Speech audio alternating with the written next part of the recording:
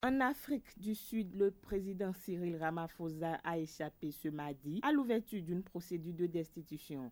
L'Assemblée nationale votait au Cap pour se prononcer sur un rapport indépendant qui soupçonne le président d'avoir pu commettre des actes violant la loi. Cyril Ramaphosa est cité dans une affaire de vol d'au moins 580 000 $ au sein de la firme Falala Falala et est accusé d'avoir dissimulé le cambriolage aux autorités.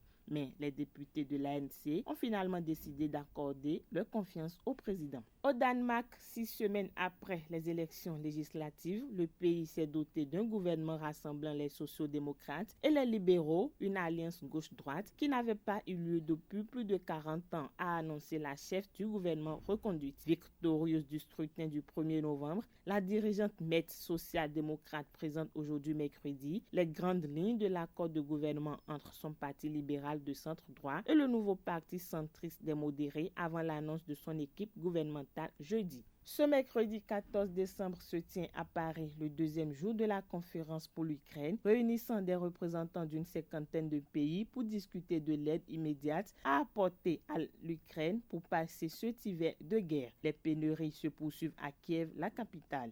Les organisations humanitaires tentent de parer à l'urgence, mais le nombre d'équipements en provenance de l'étranger est minime au regard de besoins constatés. Le président américain Joe Biden a signé devant des milliers d'invités ce mardi une loi protégeant le mariage homosexuel dans l'ensemble des États-Unis. En promulguant ce texte, le chef d'État a salué une avancée cruciale vers l'égalité, la liberté et la justice, pas pour seulement quelques-uns, mais pour tout le monde. Il s'agit d'un moment particulier pour le président américain qui, il y a 10 ans, avait marqué les esprits en se disant publiquement favorable au mariage pour tous alors qu'il était vice-président de Barack Obama.